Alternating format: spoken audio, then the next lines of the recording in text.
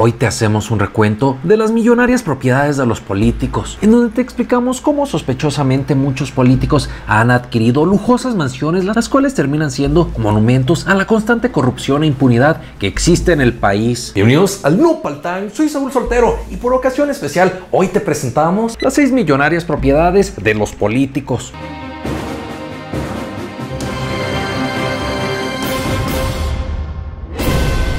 Número 6. El Partenón de Arturo el Negro Durazo. Arturo Durazo Moreno era el jefe de la policía capitalina durante el sexenio de López Portillo. Como le decían el Negro Durazo, fue señalado por protagonizar diversos actos de corrupción y despilfarros. Por ejemplo, compró propiedades y las decoró de manera que su salario no justificaba. Tan es así que el Negro tenía al menos 2 lujosas mansiones en el Ajusco de la Ciudad de México y además era dueño en Zihuatanejo de una hacienda llamada el Partenón. Pero para su mala suerte, sus 3 casas le fueron incautadas después de que fue detenido en 1984 durante la campaña anticorrupción de Miguel de la Madrid, en donde lo acusaron de acopio de armas, fraude, evasión fiscal y contrabando. Como dato cultural, el Partenón era la construcción del Negro más lujosa. La comenzó a construir en los años 70, cuenta con 20,000 metros cuadrados y está localizada frente a la Bahía de la Ropa en Zihuatanejo. Se estima que este jacalito tuvo un costo de 700 millones de pesos. Actualmente el Partenón pertenece a la Universidad Autónoma de Guerrero. La edificación cuenta con 4 recámaras con camas colgantes y espejos en el techo, alberca, comedor de mármol, esculturas de dioses romanos y una discoteca muy parecida al emblemático Estudio 54.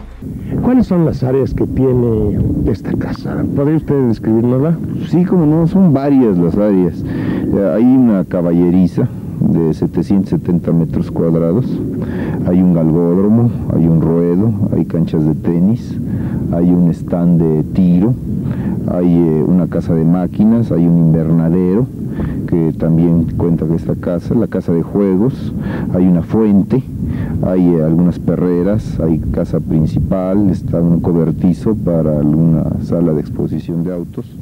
Hay taller mecánico, hay un lago mayor, un lago menor y los trabajos de acceso de la casa, ¿verdad? Eso es lo que está conformado este inmueble. Por cierto, ante el mal gusto con el que fue edificado el Partenón del Negro Durazo, provocó que no se pudiera vender y actualmente se encuentra en ruinas gracias a una lucha que existe entre la familia del ex jefe de policía y el estado de Guerrero por la propiedad de este. Aunque si nos preguntan a nosotros, creemos que se debería de utilizar por lo menos como un museo anticorrupción, en el que se incluyan los pésimos personajes corruptos mexicanos que han sido castigados. Número 5. La Colina del Perro de José López Portillo. El expresidente José López Portillo sostuvo durante su sexenio excesos que llevaron al país a la crisis más severa desde la Revolución Mexicana. Y a pesar de esta crisis, López Portillo se hizo de enormes terrenos en Bosques de las Lomas en Ciudad de México en 1980. Esta colina fue nombrada la Colina del Perro, en donde se edificó una mansión con 4 casas, en donde instalaron una biblioteca personal del expresidente, además de una cúpula observatorio. Todo esto, escúchenlo bien, en un terreno de 122,000 metros cuadrados. La explicación que dio el entonces presidente para la adquisición de este terreno fue que obtuvo el dinero gracias al préstamo de su amigo Carlos Han González. Actualmente en la llamada Colina del Perro hay un lujoso fraccionamiento y 2 mansiones que se rentan como sets de cine y televisión. Han pasado muchos años de la presidencia de López Portillo, pero esta Colina del Perro sigue dándole dividendos a los hijos del expresidente, quien nunca enfrentó la justicia por esto, a pesar de que se presentaron denuncias ante la PGR y se crearon comisiones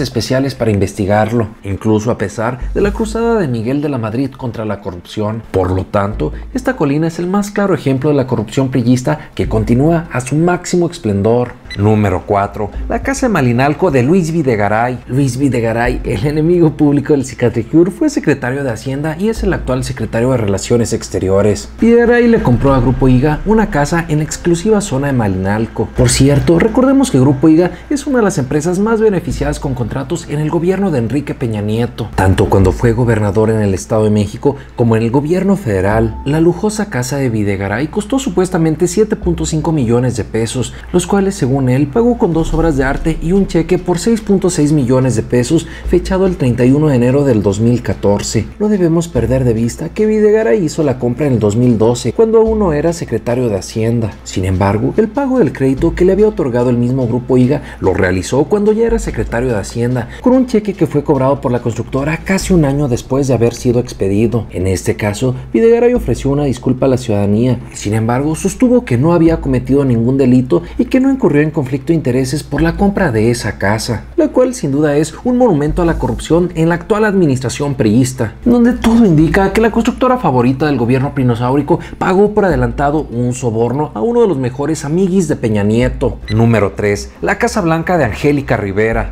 La primera chichicuilota Angélica Rivera adquirió también de Grupo IGA una casa en una de las zonas más exclusivas de la Ciudad de México, lo cual fue reportado por Carmen Aristegui en el 2014. La llamada Casa Blanca provocó el señalamiento de la familia presidencial por actos de corrupción respecto a cómo compraron la casa.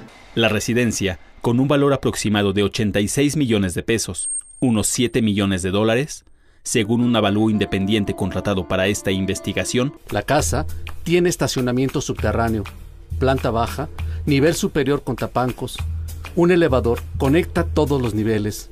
El jardín tiene terraza techada. La planta baja tiene piso de mármol.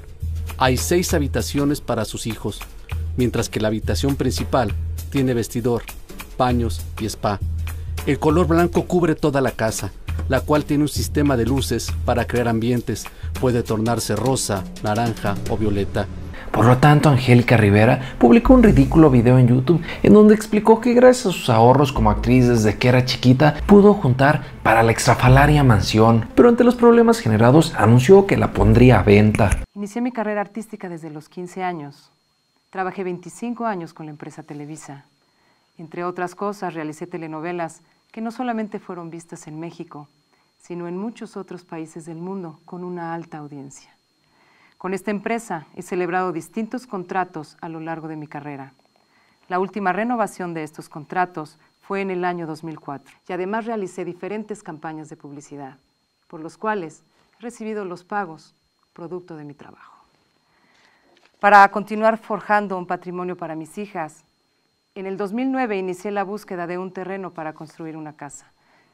Efectivamente, conocí al ingeniero Juan Armando Hinojosa, como he conocido a muchos otros empresarios, profesionistas, artistas y otras personas, por las actividades inmobiliarias a las que se dedica. Irónicamente, la venta no se llevó a cabo. Sin embargo, a un mes después de la publicación del video, se canceló la compra y se regresó a Grupo IGA sin que existiera una penalización. Y para rematar, la exactriz obtuvo intereses y no existió castigo alguno contra la constructora o contra la primera dama por el presunto conflicto de intereses. Tomemos en cuenta que Grupo IGA obtuvo contratos por 35,000 millones de pesos y tan solo en los primeros 2 años de Peña Nieto, la misma constructora logró 60,000 millones de pesos en contratos. De forma ridícula, Virgilio Andrade fue nombrado para investigar este caso y el de Luis Videgaray, quien al final de su conclusión pedorra no encontró posibles conflictos de intereses y por lo tanto exoneró a la urraca, a la gaviota, a Luis Videgaray, a Peña Nieto y a todos los involucrados. Nosotros creemos que con este caso se acabó la escasa credibilidad que podía tener el gobierno de Enrique Peña Nieto en el combate a la corrupción.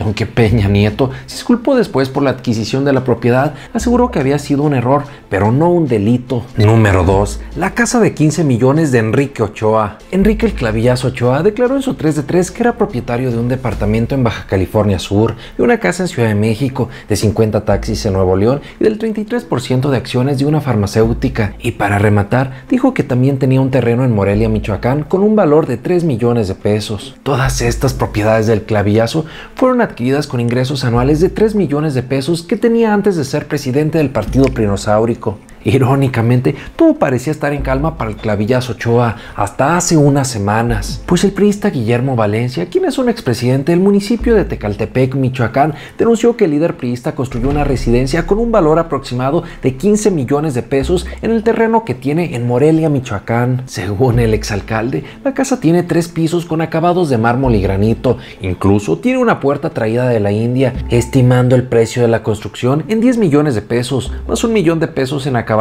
y 4 millones de pesos como valor del terreno. Aproximado creo que De la casa más o menos unos 9 a 10 millones.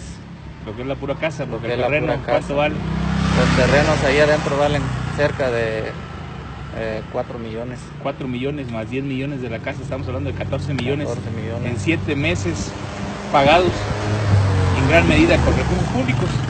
Pues se me hace que sí. Estas versiones han sido desmentidas por el dirigente partidista, quien ha asegurado que su casa en Morelia no hay una puerta importada de la India y que ni siquiera el terreno es de las dimensiones o medidas que menciona el exalcalde. Lo curioso y sospechoso de todo esto es que las adquisiciones que ha tenido el clavillazo Ochoa a lo largo de su vida política parecen no coincidir con el sueldo que ha percibido. Y número 1, los ranchos faraónicos de Roberto Sandoval. Y para cerrar con broche de oro, nuestros hermanos de Nayarit fueron víctimas de una estafa histórica. El exgobernador de Nayarit, Roberto Sandoval, está siendo investigado por enriquecimiento inexplicable. Lo anterior debido a que durante sus 6 años como gobernador en el estado se hizo de ranchos, terrenos y casas por todo Nayarit. Además se hizo dueño de cientos de cabezas de ganado, las cuales eran imposibles que comprara con su salario como gobernador. De forma grotesca, Sandoval le dio negocios a su hija, propiedades a sus primos y hermanos, además de vacaciones permanentes a su hijo.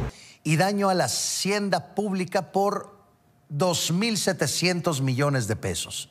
Lamentablemente, nuestros hermanos de Nayarit fueron víctimas de una estafa histórica. Tan es así que se están investigando a 36 personas cercanas al exgobernador, quienes recientemente compraron propiedades en Nayarit, Jalisco, Coahuila, Chihuahua, Sinaloa y Puebla. Y finalmente nuestra conclusión. Aunque estos solo son algunos ejemplos de los abusos de poder que han ejercido los gobernantes, no deja de ser aberrante el uso que han hecho de sus cargos para obtener beneficios para ellos y sus familiares, ya que las propiedades que adquieren solo son uno de los tantos ejemplos de las corruptelas que han cometido al ocupar sus cargos públicos y por los cuales difícilmente serán castigados. Por cierto, este domingo regresaremos con nuestro recuento de noticias de forma habitual después de habernos ido unos días de vacaciones. Muchas gracias y nos vemos este domingo. Hoy te platicaré que el padre Alejandro Solalinde advirtió que encabezaría protestas si ocurre fraude electoral.